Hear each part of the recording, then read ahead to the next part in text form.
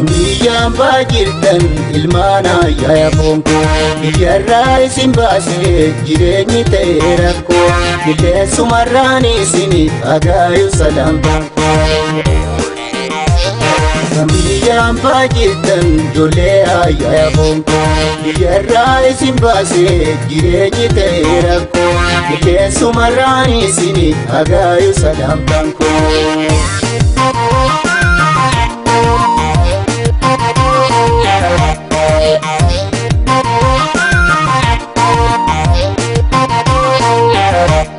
Jireenyitti hammaatu faddaannu bittinneesse osoo lubbuudhaan jirru wal harkaaf nu deebiise.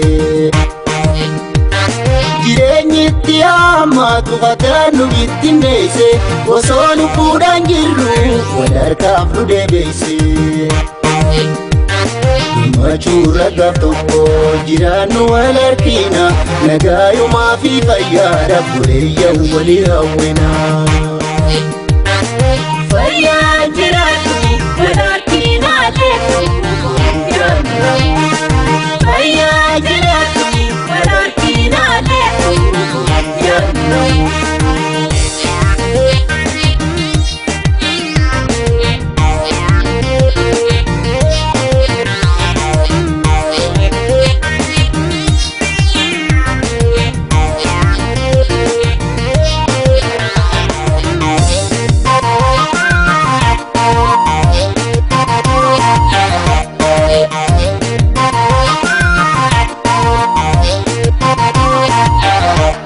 Kambiyaan baajirtan ilmaan ayyaa bonko biyyarraa isin baasee jireenyi ta'e rakkoo qilleensumarraan isiniif agaayu salaamtaan Kambiyaan baajirtan ijoollee ayyaa bonko biyyarraa isin baasee jireenyi ta'e rakkoo qilleensumarraan isiniif agaayu salaamtaan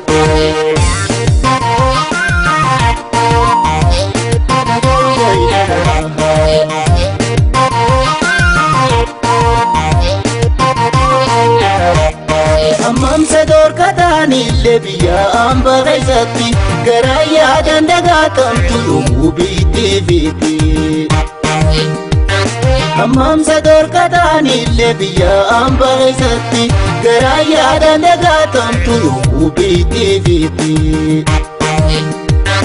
Biyya ormaa duroo maalis kan garaan nama yaadu rarraamaa jiraachaadha jiruun gammachuun qabdu.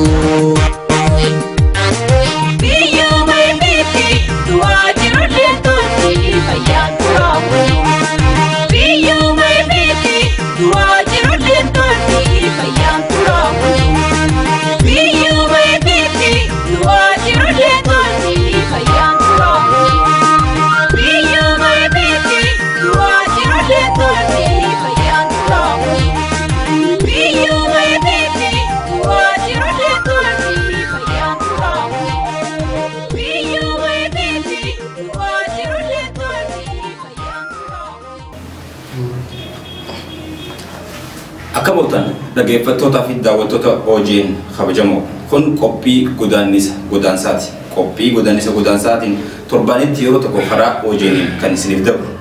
Qophicha keenya har'aatiin keessummaa tokko qabannee isiniif dhiyaanneeti jirra. Qophicha qopheessuudhaan kan isin waliin turu an Abdiyyee Kamaali. Hanga xumura qophii keenyaatti nu waliin turaan afeerraa keenya. Kallattumaan karaa keessummaa keenyaatti isin dabarsaa turtii gaarii. Tolega hayyee keessummaa keenya kabajamoo kallattumaan Hassan eenyu eessatti dhalatee waan jiru atumaa gartee daawwattoota keenya atumaa walbariin galatooma keessummaa Oborraa Global Network gootanii affeeruu keessaniif galatooma. Ani maqaan kiyya Hassan Abdiitiin jedhama kaniin dhaladhee guddadhee naannoo Oromiyaa godina Harargee Bahaa magaalaa Daddareetti. Tolega Hassan Kopiin araan tanaa nuti qabannee asitti dhiyaanne qophii godaansaati. Godaansaa jechuun uummanni keenya yeroo ammaan tanaatii fi yeroo durra eegalee kan beekamuun hedduu biyyarraa baqachuudhaa fi gartee dur wanti kun dur nu eegalee hanga ammaan tanaa hin dhaabbannu jala ittuma jiru. Akaakoo keenyarraa eegalee abbootii keenyarraa eegalee nuunillee gartee ittuma jira jechuudha. Godaansa kanarraa marii goonaa jechuudha. Mee akka nama takkaatti hasan akkasanii ta'ee amma taatee kan argamtu biyya ta'ee isin jirtu biyya ta'ee baatee biyya namaa keessatti argamtaa jechuudha. Kanaafuu akka mataa keessatti maaltu biyya nama baasee ta'e yaadame wanni biyyarraa nama baasaa maali jettee yaadde? Wanni biyyarraa nama baasu akkuma walii galaattu ilma namaa takka rakkoo jireenyaatti biyyarraa baasa. Ergasii rakkoo dinagdeetti biyyarraa nama baasa. Ergasii carraa hojiidhaatiinis namni biyyarraa bahuu mala. Bashannanaafillee namni biyyarraa bahuu mala. Kana alam bahu haalli ilma namaa biyyarraa baasu akka ilaalcha biyyaatti. Rakkoo jireenyaa jette. Rakkoo jireenyaa itti turte rakkoo jireenyaatii fi rakkoo nageenyaa akkasuma carraa bashannanaatii fi kan kana biyya namaa isa ta'ee jiru. Tole uummata keenya wanni biyyarraa baasu jiru duruudha eegalee hanga ammaan tanaa maalillee wantoota ammaan tanaatti kaastan keessaa kan uummata keenya kana biyya yaasu jiru maali ta'e addaati. Haa ta'u akkasuma wanni biyyaa si baase. Erajaa ijoon anas dabalatee hawaasa bira namoonni biyyarraa baasaa jiru ilaa agarraa rakkoo nageenyaati guddaan. Rakkoo nageenyaa goetu kan nageenya dhabdee jiraachuu biyya keessatti. Rakkoo nageenyaa dadhaboo osoo hin ta'in. Yeroo hedduu biyya keenya keessatti haalli jiru mootummaadhaa fi hawaasa jidduu hariiroon nageenyaan jiraatu. Nuti qaama hawaasaarraa tokko hawaasni keenya miidhamaa nuti isaa yeroo nuti gammaduu dandeenyu hin jiru. So kanaaf dhiibbaan hoggaa hawaasarra godhamu dhiibbaa hawaasarra godhamu kanaaf sagalee taana waan ta'eef jecha mootummaan xiyyeeffannaa hamaa keessa nu galfata. Waan kana ta'e jecha yeroo itti ajjechaadhaaf illee barbaadan nuree bicha adda addaa illee nurra gaggeeffamu magaalaa sana keessatti wantoota hedduu takka baadhachuu gaafa dadhabnu lubbuu teenya oolfatuudhaaf jecha biyyarraas haala akkasiitiin baanee jechuudha. Akkuma amma tuqaa turte mootummaan nurra xiyyeeffataa jettee jirti. Mootummaan sirra xiyyeeffatee gartee ati akka isaaniitti wanni si godhe takka rakkoo mootummaa si gaggeesse maaltu jiraati? Ani fakkeenyaaf akka magaalaa teenya sanitti gaafan barumsa kiyya kutaa kunitti dhaabee maatii tiyya gartee dinagdee irratti bobba'anii turan isaan gargaaruudhaaf gara dukkaanaatti seenu sababa ilaalcha nagaa mootummaadhaaf ana jettu hin jirre jecha qaraxa yookaan gibira humnaa ol akka kafallu taasisuudhaan dinagdeedhaan akka nuti namoota biraatti wajjin hin waliin dorgomne nu gochuudhaan boodatti nu dhaabsisanii nu hambisuu turan. Boodarraa kanaaf gaafii haasoo tureen. Maaliif hawaasarraa hunda kun addatti qofarratti xiyyeeffatamaa waan jugaa hanga fi gaafadhu deebiin akka namuu fi wanti inni gaafadhu garuu waliif faallaadha. Kana jechuudha. Malee rakkoon akka dhuunfaatti sirra geessee jirtu. Rakkoon yeroo ta'eetii fi hawaasa hayyaara geessu rakkoo xiyyaa jettee ofirratti waan fudhattee fi jechuudha. Tole amma ati biyya ambaa keessatti argamta. Biyya ambaa keessa jirta. Biyyoota ambaa eega biyya keetii baate biyyoota ambaa meeqa deemtee jirta? Biyyoota ammaa biyyattii irraa bu'uunis naaf firmu jalqabaati amma gaafan biyyattii irraa bu'u biitiin inni keessa qaxxaamuru takka fatanii namni Itoophiyaa irraa eegan baheetti dhufee Suudaanii eega sitanii nama keessa jiraachaa jiru tan biyyuma masii yookaan Ijipti tan jaamtu ta'a. Biyyuma jalqabaati jechuudha. Biyyuma naaf jalqabaati. Walumaa jennee akkuma walii galaatti biyya teenyaatti gartee biyya irraa baanii gartee biyya takka irraa qabaatuuf yeroo biyya baatu sirriitu biyya sii gadi deemtu biyya sirratti qottatu biyyuma dinagdeen isa hundaanuu biyya sirra guddoo deemtaa jechuudha. Oguu biyya bahan wantoota adda addaa waan bareedduu adda addaa garan biyya namaatti dinagdeen isaa ta'uu waan hundaanuu jechuudha. Kanaafuu biyyoota amma jirtu sanaa fi biyya amma ati ijaarsaa jirtu sanaa fi biyya teessan kan ture caala kan ture gaarii dha ta'e. Haalli hojii haa ta'u, haalli nageenyaa haa ta'u, haalli jireenya dhuunfaallee haa ta'u kan ture gaarii kan ture mijaa'u ta'e addaati. Akka nama mul'atutti maanta akkan qaamaanis biyya kana keessa dhufee argetti biitu tuni akka nuti barumsa irratti fudhachaa turre qarooman xiqqoo nu dursiti. Waa hedduudhaan biitu tun biyya teenya dursiti. Garuu akka biyya teenyaattis namni keenya kan barumsa irra jirus kan diinagdee daldala irra jirus namoota kallattii irra jiru yoo hajimee hojjetaate sababaa nuti biyya tana hin geenyeef hin jiraatu.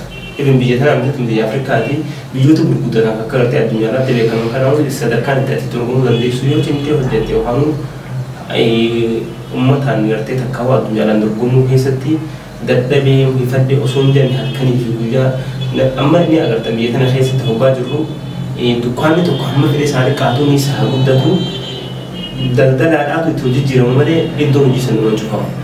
Garuu biyya teenya keessatti hojii deebisnee halaalu taate ebi magaalaa xixiqqoo akka nuti keessaa dhufnee sana osoo hin ta'in magaalota gurguddoo hedduu daldalli sa'aa 24 akkasitti deemu san barbaadee aduun ni ulfaata. Kanaafuu biyya tana moo biyya raawwatanii turre gaarii ta'e adda wantoota bareeda. Gaaroommina akka gaaroominaatti ati himan afarra gaariidha. Garuu ammoo gama diinagdeedhaatiin kamtu dursa yoo fayyadamee doonaa taate tanaaf isuu waliif. Kanaafuu tapha filataati.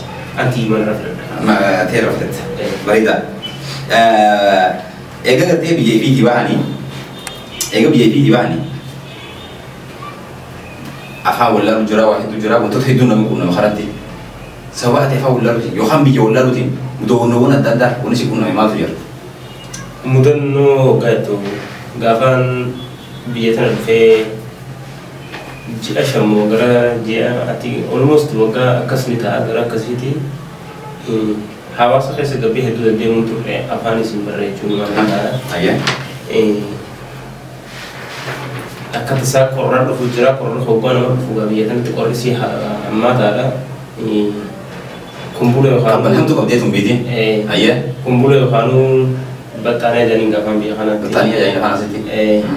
Uffata isa miiccatu turre miiccinee bal'ifne gartee nuti gamoon tun himaaraa jettanii asitti isinii gamoo jennaan nuti gaafaan oromootiin nuti jahaffaarra gallaa warri nu gochuu takka hanga shanii warra biyya kanaati. Tole.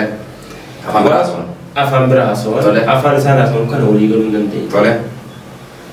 Waan battaaniyaa tana yookaan kumpula kana fuudheetiin bal'isee wanti waan bishaan qabdu ulfaattuu waan taateef mucucaattee gamoo shanaffaarra irraa qabbuute bakka isaa warraa bakka irraafteerraa bakka irraa kana mucucaattee itti qabbuute. Ani yeroo sanitti afaan isin beeku namni afaan beekus naa wajjin dhaqee hamaa kana naafuu hin jiru. Yeroo san hin jira sibira. Hin jiru.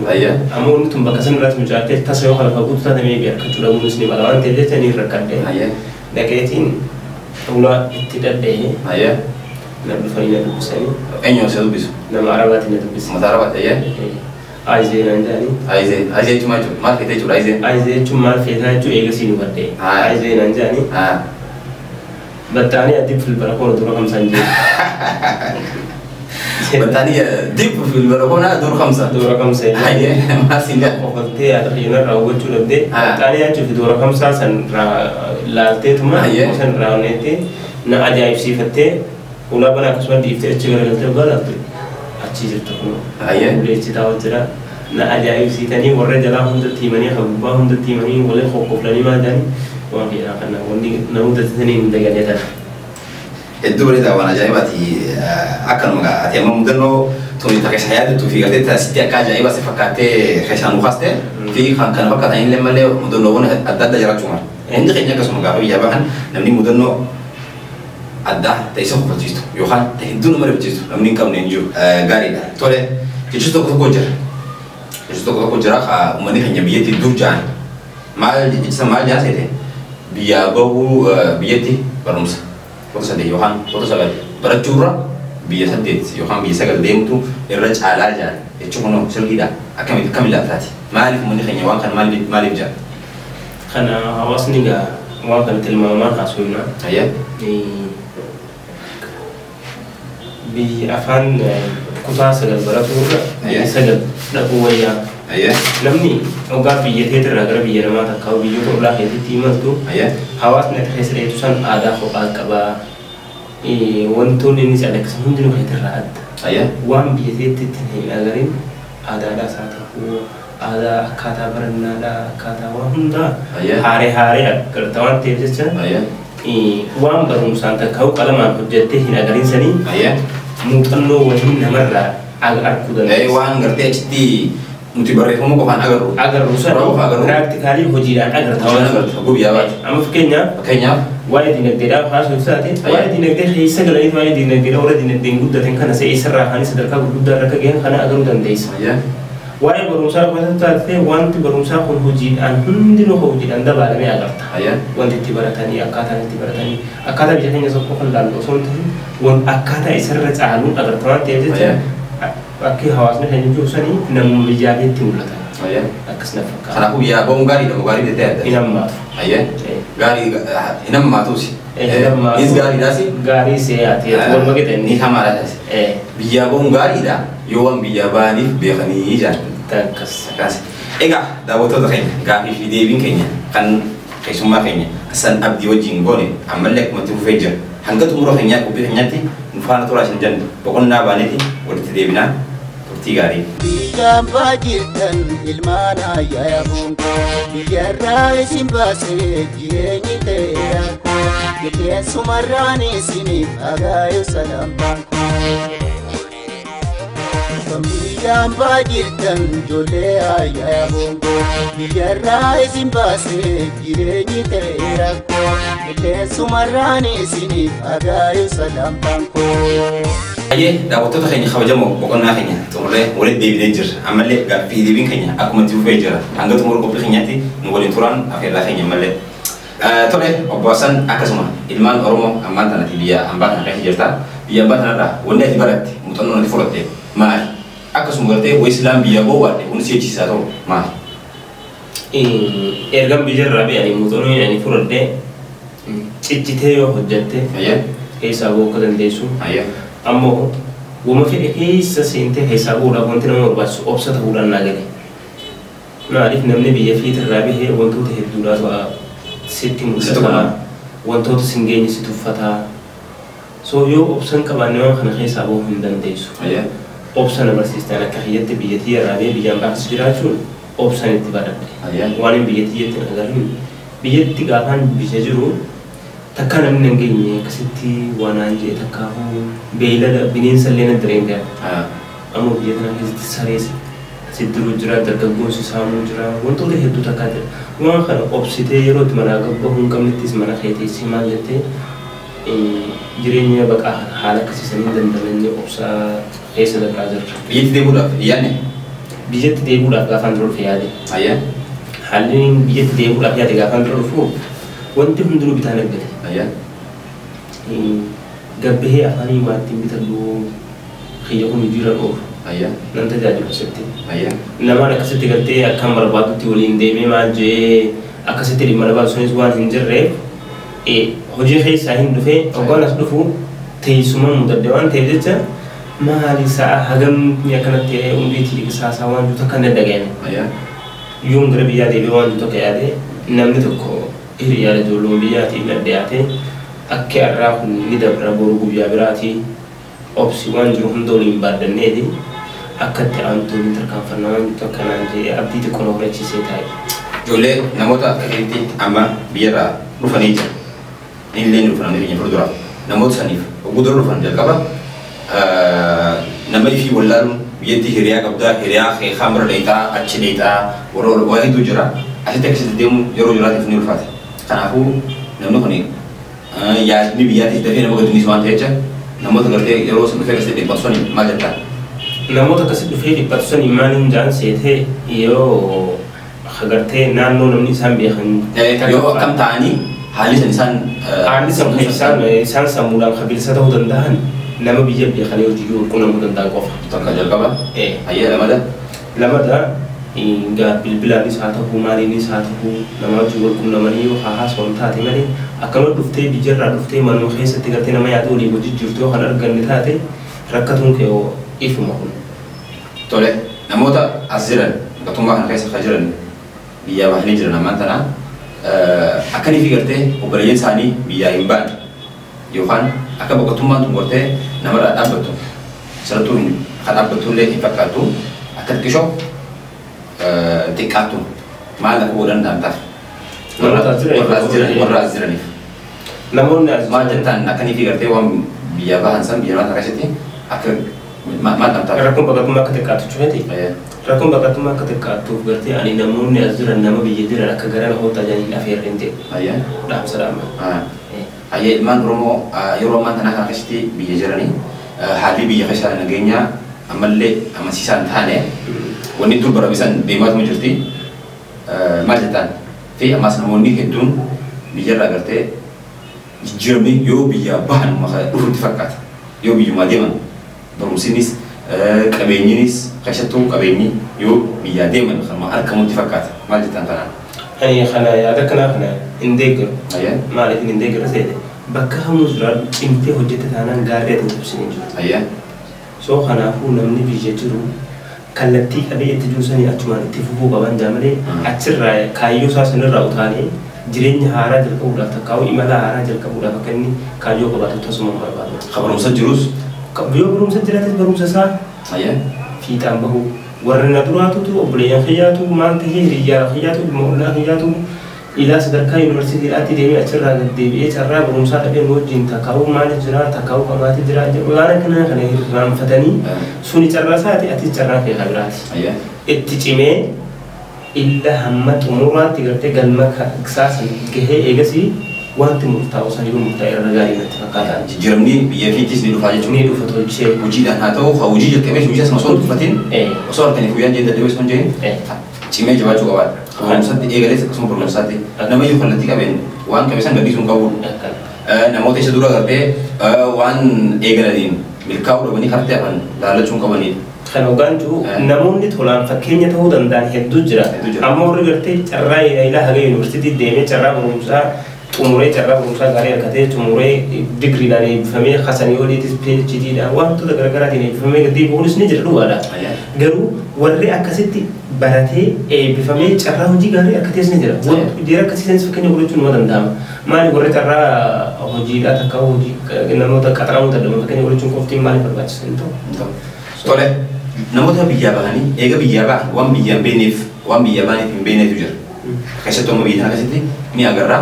Dhufanii irra baay'ee isaanii hojii malee kataa ni jira. Irra baay'ee isaanii eega biyyaa bahan gartee fakkeenya gaarii biyya kanarraa osoo fudhachuu hin danda'amu sigalee gama barumsa. Ammas wantoota biyya keenya hin jirre hedduu biyya kana keessatti haa agarru hedduutu jira. Wantoota kanaa kan asitti gartee ilaallee wantoota kana akkasumatti sirriitti ilaallee wantoota asin jirre san biyya deebisnee gartee takka immoo namoota biyyatti hafanii Soni gartee isaanitti himuun waan akkanaa akka hojjetan yookaan mootummaan waan kana muxannoo irraa fuudhee biyya deebinee hojjechuu osoo dandeenyu akkamatti namoota saniirra ta'aniif jiru isaan kanaan gabaabumatti maal jettaan? Kanaan jeroota kana kanan dammaqaan gabaabumatti dhaabsinee hin ta'amu dammaqaa. Rabbii boonnis sammuu ture namarra itti fayyadamiidhaaf malee baadaluu deemiidhaaf himti. Itti fayyadamtee maaltu na baasaa ilmi namaa dantaa isaa yoo hin beekne khasaara. Dantaa isaa beekuu qaba. Ammoo namni itti yaadee biyya irraa bahee eegan biyyaa bahee biyyan keessa jiru kana keessatti maaltu na barbaachisa.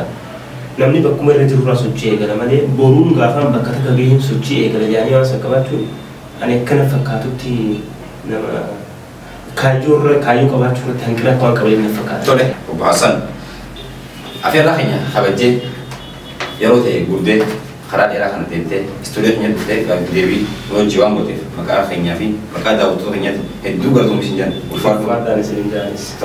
Tole egaa kabajamtootaa fi dhaggeeffattoota akkasumas daawwattoota hojii kun qophii godaansaati. Godaansaa keenya torbanitti yeroo tokko karaa hojiin kan isin biraan gahu an Abdii Kamaati. Akkasuma gama ogummaa kaameraatiin Tolaa Anwaari. Hanga torban qophii biraatii walitti deebinutti nagayetti. Dirqama jiruudhaatu ofee isin fageesse dhibee gadi deeysan malee biyyarraa isin baase. Dirqama jiruudhaatu ofee isin fageesse dhibee gadi deeysan malee biyyarraa isin baase.